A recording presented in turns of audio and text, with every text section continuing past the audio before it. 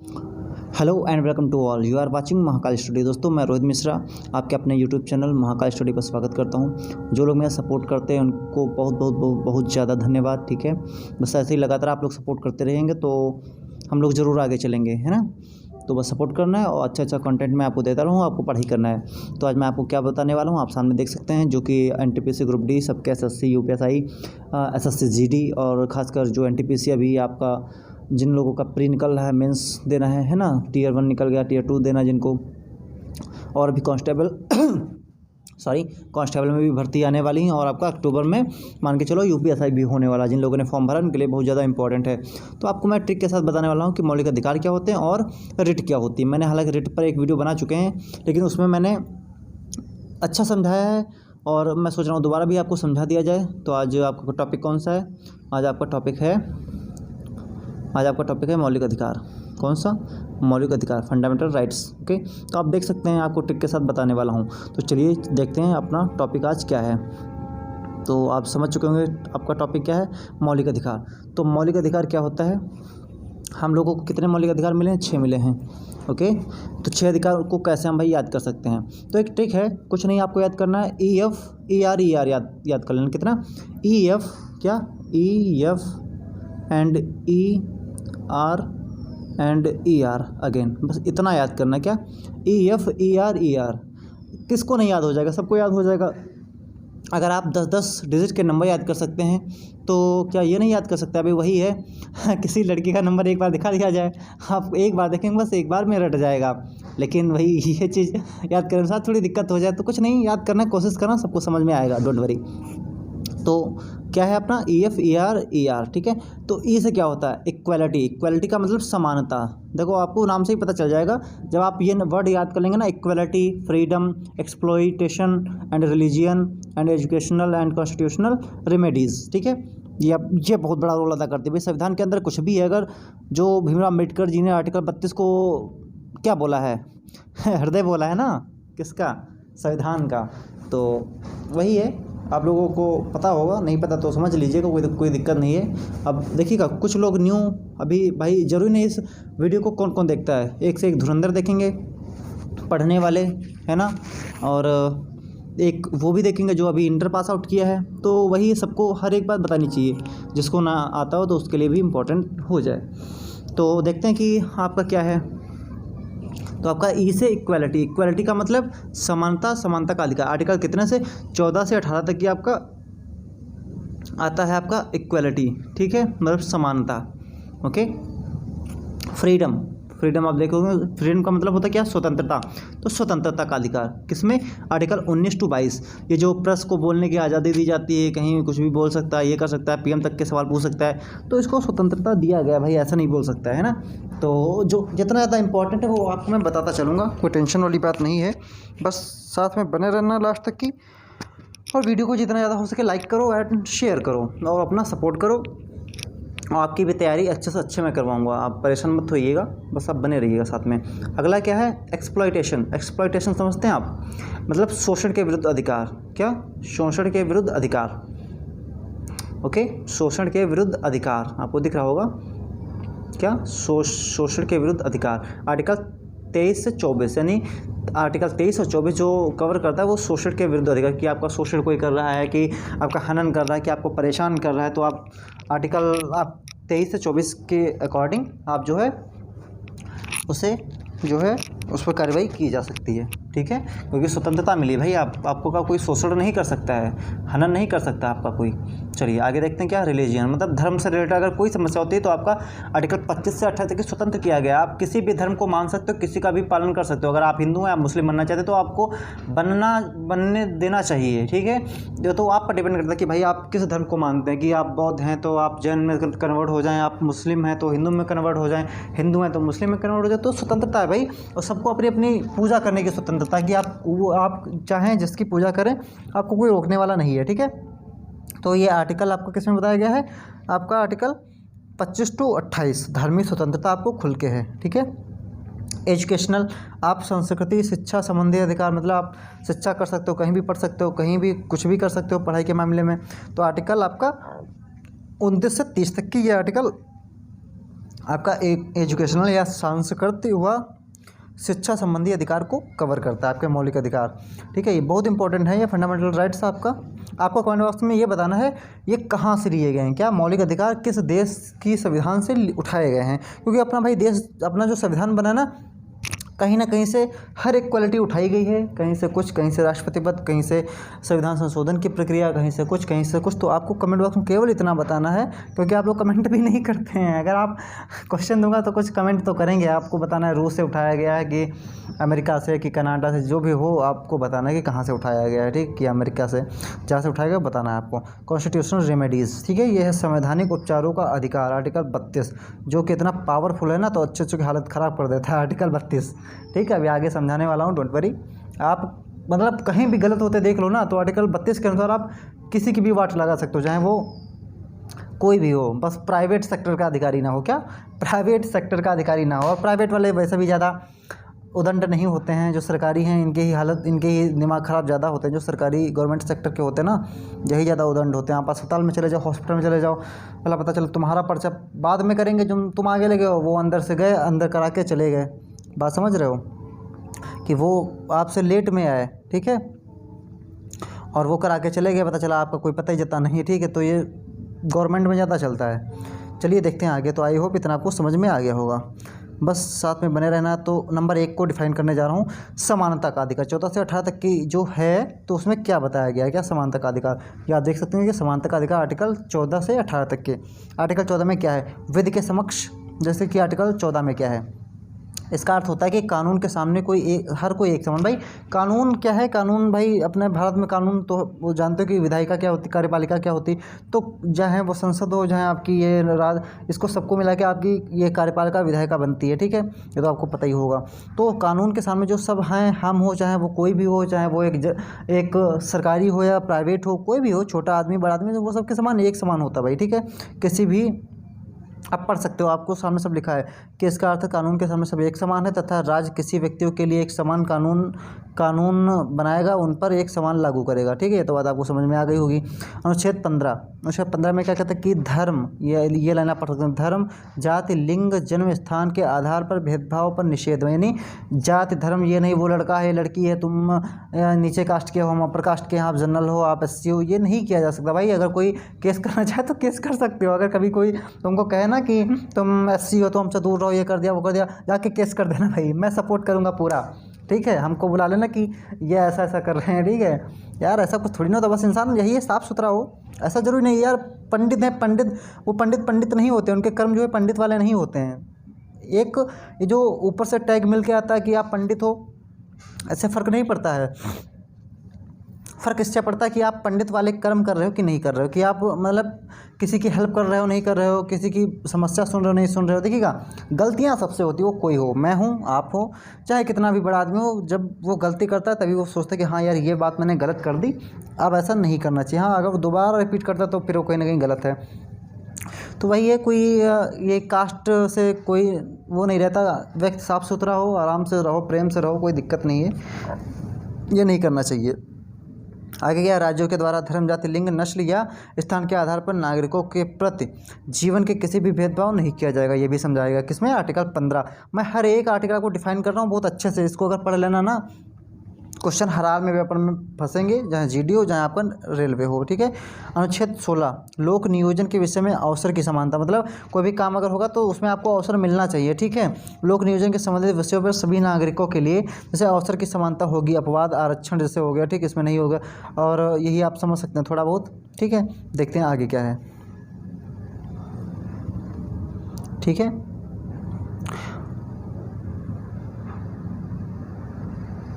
आगे क्या है, समानता का अधिकार दूसरा, जो मैंने आपको EF समझाया ना, उसी से लेके चल रहा हूँ ना। इक्वालिटी समझा दिया आपको। ठीक है, अब इक्वालिटी आपको समझना है, रट लेना है बिल्कुल, कि जैसे मैं समझाऊँ बस वैसे वैसे रट लेना आपको। ठीक है, तो आपका ये समानता का अधिकार किसमें है, आर्टिकल 14 से आपका कहाँ तक आता है, आपका 14 से आपका आता है 18 तक की। तो आर्टिकल 14 में क्या कहा गया कि विधि के समक्ष समानता, कि विधि के समक्ष समानता होगी आर्टिकल 14 में। 15 में क्या होगा, नस्ल धर्म जाति लिंग के आधार पर भेदभाव का विरोध या निषेध, कुछ भी कह सकते हो। 16 में क्या, लोक नियोजन के विषय में अवसर की समानता। ओके। 17 में क्या, अपरिशुद्धता का अंत, यानी छुआछूत नहीं कर सकते कि आप पंडित हो, हम ये हैं, वो है, तुम ये हो, तुम्हारा तुमने टच कैसे कर लिया, फलाना, ये सब चलता है ना, बहुत ज़्यादा चलता है, खासकर इधर विलेज वगैरह में, गाँव वगैरह में ज़्यादातर चलता है। हालांकि शहर में कुछ नहीं रह गया भाई। उसी में तुम गए, खाना खाया आराम से, वही बिना साबुन के वो प्लेट पानी में से धुल के आ गई, आपने उसमें आराम से खाया, ठीक है। तो कुछ नहीं रह गया भाई, अब कुछ नहीं मनाने वाला। उपाधियों का अंत, उपाधि नहीं होता कि अरे वो कौन है, मुंशी जी, वो ये गांव में टैग नहीं मिल जाते हैं कि वो ये हैं, वो ये हैं, कि उपाधि नहीं समझते हो कि कोई भी आपको उपाधि दे दी जाए कि आप बहुत बड़े ये हो गए, आप बहुत बड़े संत हो गए, तो आप गुरुदेव, ठीक है, कुछ भी टैग नहीं दिया जाता। तो टैग की बात हो रही है, उपाधियों का अंत, ठीक है। तो उपाधियां का अंत किसमें, 18 की कोई उपाधि नहीं कोई धारण करेगा, ठीक है। चलिए देखते हैं आगे। आगे अपना क्या है, आगे अपना है दूसरा क्या है, स्वतंत्रता का अधिकार। आप देख पा रहे होंगे बराबर बढ़िया, स्वतंत्रता का अधिकार किसमें है, आर्टिकल 19 से 22 तक की, ठीक है। 19 से 22 तक की आपका है स्वतंत्रता का अधिकार। अनुच्छेद 20 देखिएगा, 20 में क्या है, दोष सिद्धि के संबंध में संरक्षण, मतलब दोष सिद्ध होता है तो उसमें संरक्षण होगा। इसके अंतर्गत 3 प्रकार की स्वतंत्रताएं वर्णन है। नंबर 1, एक अपराध की एक सज़ा। नंबर 2, अपराध करते समय जो कानून बना है उसे, ये आप देख पा रहे होंगे, अपराध करते समय जो कानून बना है उसी के तहत सज़ा, मतलब जो अपराध कर रहे हो, कि जो अपराध किया हो तो उसी के अकॉर्डिंग उसी की सज़ा देनी चाहिए, नहीं कि उसने अगर किया है पता चला चोरी तो उसको फांसी चढ़ा दिया जाए ऐसा नहीं हो सकता है, ठीक है। अगला क्या है, खुद के खिलाफ गवाही देने के लिए बाध्य नहीं किया जाता है, मतलब ऐसा नहीं कि गए पीट के, हालांकि पुलिस करती यही करती क्या है कि ले जाती है अंदर, मार मार के पिछवाड़ा लाल कर देती है और कहती कि ऐसा ऐसा बोलना जो मैं बोल रहा हूँ कि हाँ मैंने ये चोरी की, मैंने ये डाका डाला, ठीक है। तो वो ज़बरदस्ती बुलवाती है, लेकिन ऐसा नियम के मतलब खिलाफ है, वैसा नहीं करना चाहिए। लेकिन पुलिस में वो दम है कि अच्छे बोल देते हैं कि हाँ हमने ही किया, भले वो कभी जो 1 रुपया ना चुराया वो कह देंगे हाँ हमने बैंक लूटी है तो ये चलता है, ठीक है। आर्टिकल 21 में क्या देखते हैं, प्राण एवं दैहिक की स्वतंत्रता, प्राण एवं दैहिक की स्वतंत्रता, ठीक है। तो वही चीज़ है, आप समझ पा रहे होंगे। इसके अंतर्गत आगे क्या बताया गया, आगे बताया, इसके अंतर्गत सभी व्यक्तियों को कानूनी सीमा के अंदर जीवन जीने का अधिकार है, ठीक है। किसी भी व्यक्ति के जीवन जीने का अधिकार नहीं छीना जा सकता, मतलब ऐसा नहीं है भाई प्राण एवं दैहिक स्वतंत्रता है, आप जीवन जी सकते हो, ऐसा नहीं कि आप जाओ सुसाइड कर लो। सुसाइड पर भी आप है, सुसाइड एक वो है, तो मतलब जैसे नहीं होता गुनाह है, तुमको सज़ा मिल जाएगी भाई अगर तुम सुसाइड करते हुए पकड़े गए। तो सुसाइड कभी ना करना, और कुछ भी करना, ठीक है, लेकिन कभी सुसाइड करने की मत सोचना, ठीक है। कोई दिक्कत लगे तो बताओ यार, अपने दोस्तों को बताओ। कभी अगर ऐसा चांस पड़ जाना कि पता चला लोग अपनी गर्लफ्रेंड उनकी दिक्कत कर जाती है, छोड़ के चली जाती, तो वो सैड हो जाते हैं, पता चला गए नदी में कूद गए, मर गए, ठीक है। तो क्या मतलब यार, ये तो चलता रहता है, ये तो जीवन है, एक आएगी दूसरी जाएगी, चलता रहता है। तो इससे कभी मत सोचना, क्योंकि अपने एक बार फैमिली परिवार वालों के बारे में तो कभी सोचना कि हाँ यार फैमिली है हमारे लिए, फैमिली कितना करती है, ये है वो है ना। तो सुसाइड सबसे बेकार चीज़, सबसे बेकार थिंक है, कभी मत करना। और कहीं चले जाना, बहुत बड़ा देश है यार, है ना, काम करना, चलवे काटना, ऐसा नहीं है भाई, घर से हट के भी कहीं ज़िंदगी है, इतना एक बार जाके ज़रूर देखना। चलिए बढ़िया है, कोई बात नहीं, लेकिन जो समझाया उतना समझना ज़रूर आप लोग, कि सुसाइड बहुत बेकार चीज़ है, कभी मत करना। अगला क्या है, आर्टिकल 21 ए में क्या है, शिक्षा का अधिकार, समझ रहे हैं आप, शिक्षा का अधिकार, ये आप देख रहे होंगे। 86वें संविधान संशोधन 2002 के अंतर्गत 6 से 14 वर्ष की आयु के समस्त बच्चों के लिए शिक्षा निःशुल्क और अनिवार्य करने का प्रावधान जोड़ा गया, ठीक है। 86वें, ये समझ लो, 86वें संविधान संशोधन 2002 में, ठीक है, अंतर्गत 6 से 14 साल तक के बच्चों को लिए क्या बोला गया कि निःशुल्क शिक्षा उनको दी जाएगी, ओके। चलिए बढ़ते हैं आगे, क्योंकि टॉपिक बहुत बड़ा है, वीडियो भी क्लियर करनी है, सो वीडियो बहुत बड़ी बन जाएगी, लेकिन वीडियो आप लोग पूरी देखेंगे ज़रूर, अगर देखेंगे ना तो आपको बहुत अच्छा समझ में आएगा। देखते हैं आर्टिकल 22 में क्या है। आर्टिकल 22 में आपका क्या है, गिरफ्तारी के संरक्षण, क्या, गिरफ्तारी के संरक्षण। आगे नंबर 1, अपराध के बाद, मतलब अपराध के बाद में क्या होता है, दंडात्मक निषेध। नंबर 1, हिरासत में लेने के कारण बताना होगा कि हिरासत में क्यों लिया है। जो आप अपराध, जैसे किसी ने अपराध कर दिया तो उसको जब लेंगे ना तो क्या है, आर्टिकल 22 आपको पूरा डिफाइन करता है कि हिरासत में लेने के कारण बताना होगा आखिर आपने उसको क्यों पकड़ा है। 24 घंटे के अंदर दंडाधिकारी के समक्ष पेश करना होगा। ये सब रेट में अभी आएगा, परेशान मत होना, सब रेट में आएगा, ठीक है। कि 24 घंटे के अंदर भाई तुमको कोई ऐसे नहीं पकड़ सकता, पकड़ के ले गए जेल में डाल दिए, किसी को पता ही ना चला, ठीक है, तुमको मार डाले तो ऐसा नहीं होता है। 24 घंटे के अंदर उसको जो है उसको मतलब जो एक जेल होती है वहाँ भेज देना होता है। ये नहीं कि आप थाने में बिठाए हो और उसको मार कूट रहे हो, ऐसा नहीं करना, ऐसा नहीं होता है, ये नियम के बाध्य है, ठीक है। तो उसको जो है दंडाधिकारी जो होता है मजिस्ट्रेट के पास पेश करना होता है कि हाँ इसने ये गलती की, तो उसका जो है वो करता है, उसकी रिपोर्ट लिखी जाती है, ठीक है। तब वो उसको जो भी सज़ा मिलनी होती है फिर कोर्ट देता है, ये नहीं कि आप खुद ही मार डाले उसको लाठी चला चला के नंबर 3, अपने पसंद के वकील की सलाह लेने का अधिकार है उसके पास कि अगर वो अपना कोई वकील करना चाहता तो वो कर सकता है भाई 100%। और सरकारी भी उसको अगर नहीं उसके पास क्षमता है, नहीं पैसे, तो सरकारी भी वकील सरकार देती है आपको। लेकिन अक्सर जो सरकारी आपके वकील होते हैं वो केस हार जाया करते हैं, क्यों? उनको सैलरी मिलती, वो क्यों मेहनत करें भाई, क्यों प्रूफ जुटाएं, उनको क्या मतलब है, उनको सैलरी वैसे भी मिलनी उतनी। आगे देखते हैं, अपराध के पहले निवारक निरोध, ठीक है। निवारक निरोधक कानून के अंतर्गत व्यक्ति को अपराध करने से पहले भी गिरफ्तार किया जा सकता है, ठीक है। मतलब अगर आप पर शक भी है ना तो आपको धरा जा सकता है अंदर। ज़रूरी नहीं कि आप जब वो देखो भाई, कुछ लोग होते हैं जिनको पता चलता है कि ये मतलब कांड कर सकता है गुरु, ठीक है, पता चल जाता है कि ये कांड कर सकता है गुरु, ठीक है। तो होता क्या है, जब वैसे उनका डाउट हो जाता है ना तो उनको पहले ही धर लिया जाता है कि बेटा तुम, जब ये सब माहौल शांत हो जाएगा तब तुमको छोड़ दिया जाएगा। निवारक जो निरोध कानून के अंतर्गत किसी व्यक्ति के अपराध करने से पहले भी गिरफ्तार किया जा सकता है। ये लाइन समझो, बहुत इंपॉर्टेंट लाइन है भाई, ठीक है। वारंट दिखाने की कोई ज़रूरत नहीं है भैया, ये नहीं पूछा जाएगा, बस जाएगा आपको धर के गाड़ी में बिठाल के सीधे थाने में बंद करेगा आके, ठीक है। ऐसे व्यक्ति को बिना दंडाधिकारी के समक्ष पेश किए 3 महीने तक की जेल में रखा जा सकता है। जैसे कि किसको रखा गया था, हाँ, मुफ्ती महबूबा को जम्मू कश्मीर की सब मामला फाइनल करा दिए थे, है ना, प्रधानमंत्री मोदी जी ने। चलिए देखते हैं आगे। बस आप लोग बस वीडियो को यार लाइक करते रहो, शेयर करते रहो, मतलब लोग डिसलाइक भी कर देते हैं, पता नहीं जो भी होंगे यार, कम से कम जलने वाले तो मिल रहे हैं यार, कि 2 डिसलाइकें तो हमको मिली अभी जो मैंने वो वीडियो डाली, कौन सी, सुप्रीम कोर्ट, ठीक है, तो उस पर 2 डिसलाइकें मिली, मुझे बहुत मज़ा आया कि यार कम से कम जल तो रहे हैं लोग। अगर हम कुछ करते तो जलें तो लोग, कोई नहीं, अच्छी बात है, डिसलाइकें बढ़ाओ यार, सॉरी लाइकें बढ़ाओ यार, डिसलाइकें नहीं। अगर आपको हाँ कुछ गलत बताऊँ या कुछ समझ में ना आया ना तो जरूर डिसलाइकें बढ़ाओ आप, मुझे मज़ा आएगा, कोई दिक्कत नहीं है। और कमेंट कर दिया करो यार जो भी बेकार लगेगा, कि आपको लगता है कि ये अच्छा नहीं तो कह दिया करो, सर जी ये बेकार है, भैया ये बेकार है। हाँ, तो अगला क्या है, शोषण के विरुद्ध अधिकार। शोषण के विरुद्ध अधिकार आर्टिकल 23 से 24 तक की है, ठीक है। अनुच्छेद 23 में क्या क्या कहा गया है आप सुनिएगा। मानव के दुर्व्यवहार पर बंधुआ मजदूरी पर प्रतिबंध, मतलब यार होता नहीं कि आप यार किसी का काम करने गए तो ये तो अच्छी बात है, चलो ठीक है, उसकी हेल्प करा रहे हो। देखिएगा बड़े आदमी जो होते केवल पैसे खर्च कर सकते हैं, ये नहीं कि जो है काम कर सकते हैं। एक वही चीज़ है जो 500 का जो आपका गटर साफ़ करता है जाके, जिसमें लैट्रिन वैट्रिन सब कुछ गंदी वस्तुएं सब चीज़ें बहा करती हैं, मलमूत्र वगैरह, उसमें वो घुस के बेचारा साफ़ करता है, उसको मिलते कितने 500।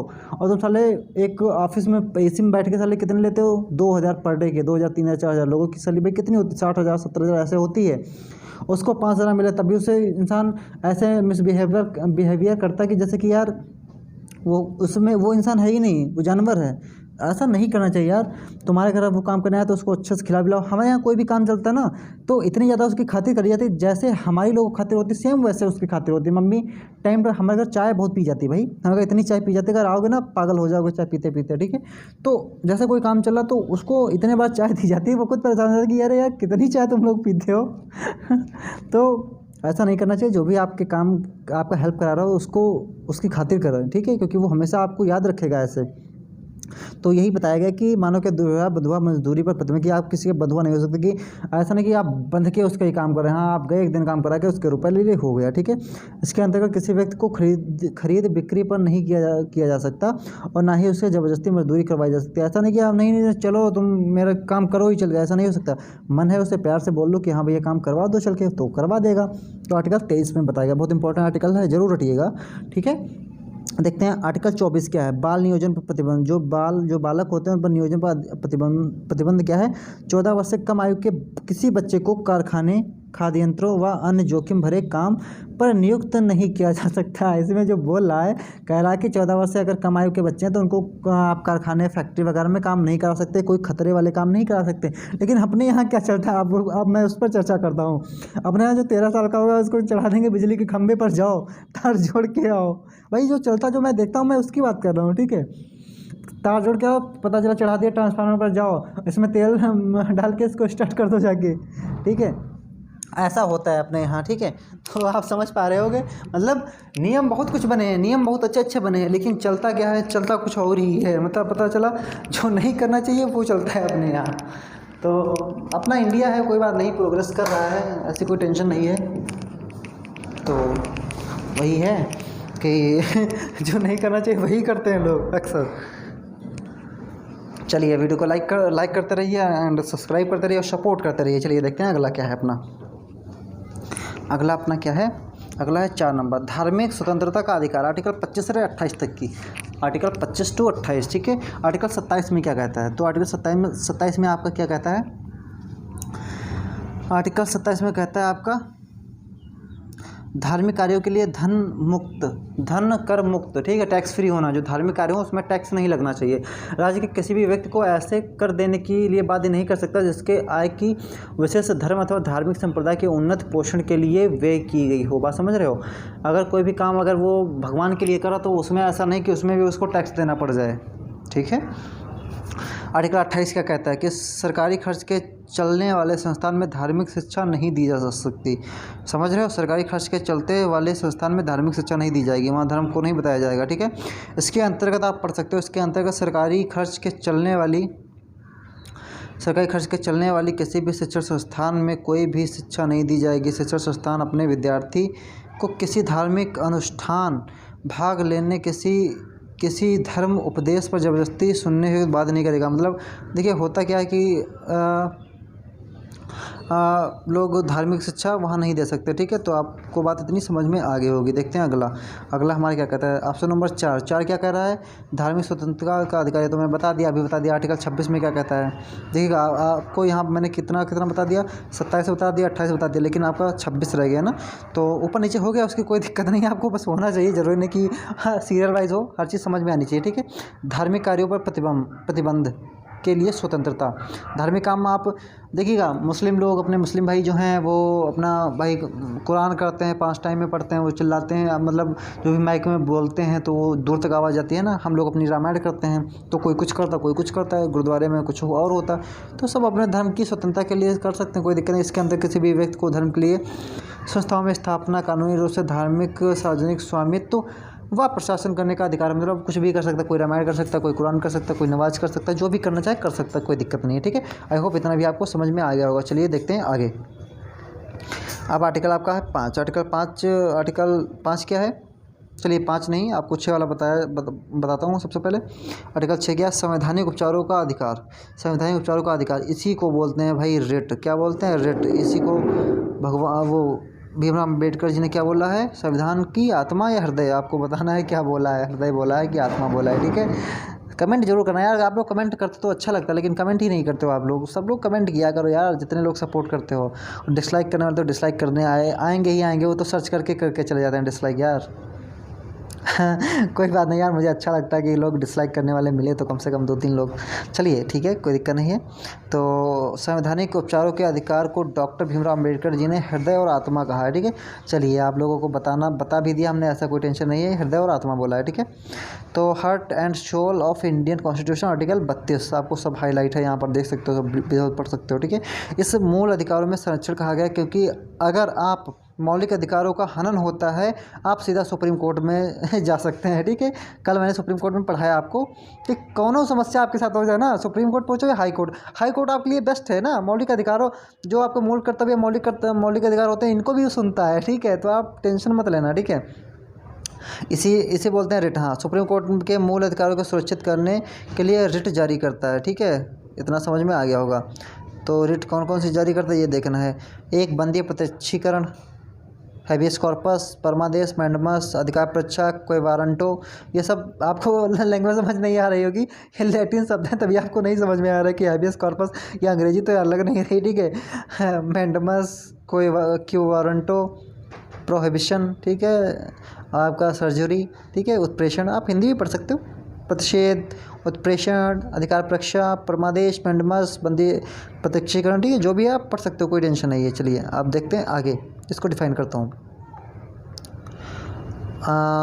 ये आपका पीछे आगे पीछे थोड़ी पीडीएफ बन गई है, कोई दिक्कत वाली बात नहीं है, आपको पीछे मैंने कुछ नहीं बताया, लेकिन चलिए आपको मैंने रिट समझा दी ना, रिट अभी डिफाइन करूँगा, लेकिन ये पहले समझ लो क्या सांस्कृतिक शिक्षा व अधिकार, ये एक पीछे रह गया था ना, तो मैंने कहा 6 बता दूँ, बाद में 5 बताता हूँ। तो 6 आर्टिकल 29 में क्या बताया गया कि अल्पसंख्यक वर्गों के लिए हितों का संरक्षण किया गया, ठीक है। इसमें आर्टिकल देखिए, आप छूटे क्यों, छूटे कुछ भी ना, आगे पीछे हो जाए कोई दिक्कत नहीं, लेकिन छूटना नहीं चाहिए, ठीक है। इसके अंतर्गत क्या बोला गया, इसके अंदर किसी भी अल्पसंख्यक वर्ग के किसी भाषा लिपि संस्कृति को सुरक्षित रखा जा सकता है, केवल भाषा या धर्म के आधार पर किसी आधार पर उसे किसी भी शैक्षिक संस्था में प्रवेश करने से नहीं रोका जा सकता। बात समझ रहे हो? तो आप समझ गए होगे, आई होप हमारी बात कि कह क्या रहा है, ठीक है। किसी भी भाषा संस्कृति में वो रख सकता है, ठीक है। आर्टिकल 30 क्या कहता है, अल्पसंख्यक, ये यहाँ पर देखना है आपको। आर्टिकल 30 कहता है कि अल्पसंख्यक वर्गों के शिक्षा संस्थाओं की स्थापना और प्रशासन करने का अधिकार, ठीक है। आर्टिकल 30 ये कहता है कोई भी अल्पसंख्यक वर्ग अपनी पसंद की शैक्षणिक संस्था में चला सकता है और उसे अनुदान में भी किसी भी तरह भेदभाव नहीं करेगी। उदाहरण के लिए मदरसा, संस्कृत विद्यालय, ठीक है। हाँ, आपको मैंने रिट बताया, अभी रिट स्टार्ट करते हैं स्टार्टिंग से। बंदी प्रत्यक्षीकरण, ठीक है, हैबियस कॉर्पस, क्या हैबियस कॉर्पस। तो हैबियस कॉर्पस में आपको क्या बताया गया है, शरीर को प्रस्तुत करना, मतलब शरीर सहित प्रस्तुत करना, ठीक है। इसका मतलब क्या होता है, जब किसी व्यक्ति को यह लगता है कि उसे अवैध रूप से जेल में रखा गया है, तब वह सुप्रीम कोर्ट के हिरासत में लेने वाले अधिकारी को आदेश देता है कि वह जेल में रखे गए व्यक्ति को निश्चित स्थान पर निश्चित समय पर अंदर उपस्थित करे, अन्यथा हिरासत में लेने वाले अधिकारी पर कार्रवाई होगी। समझ रहे हो? पता चला दरोगा जी है, 2 सिपाही के साथ, 2 कांस्टेबल के साथ में आपको धर ले गए समझ रहा मेरी बात, ठीक है। जब लिए चले गए, आपको थाने में पता चला उनको 48 घंटे कूट पीट के बराबर कर दिए। आप वहाँ गए तो वो रोने लगे बेचारे कि जो अरे यार हमको तो इतना मारा, ये किया वो किया। तो ऐसा नहीं होता है, ठीक है। होता क्या है, तो आप मजिस्ट्रेट के पास जा सकते हो कि ये क्या चल रहा है, तो वहाँ आप जो है हाई कोर्ट में से सुप्रीम कोर्ट में अपनी ये रिट आप दायर कर सकते हो कि जो है ऐसा ऐसा उसके साथ हो रहा है। तो वो खुद लिख के भेजेगा चिट्ठा, किसको, फलाने थाने में, इस थाने में ये दरोगा का नाम, आपने किसी को अरेस्ट किया, उसको जल्दी यहाँ पर हाजिर करो उसका शरीर सहित, कि पता चला उसका शरीर ही नहीं बचा तो ऐसा नहीं होता है, ठीक है। तो उसको प्रस्तुत करना पड़ता है, ठीक है, 24 घंटे के अंदर। वो खुद कर देते हैं, वरना नौकरी चली जाएगी उनकी दरोगा जी की भाई। चलिए, आई होप इतना आपको समझ में आ गया होगा, ठीक है।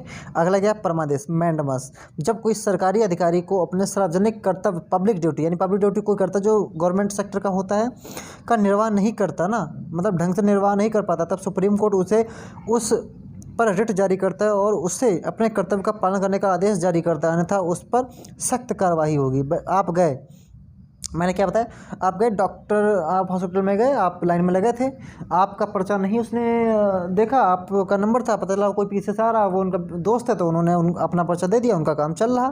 फिर ऐसा ऐसा बहुत देर हो गई, पता चला, तो कब तक देखेंगे ना आप। तो जो सनकी इंसान होते हैं वो बस पहुँच जाते हैं सुप्रीम कोर्ट और यहाँ से दूर भी नहीं, यहाँ लखनऊ में बेंच है आपकी, इलाहाबाद में कोर्ट है, क्योंकि अपन रहने वाले सीतापुर के।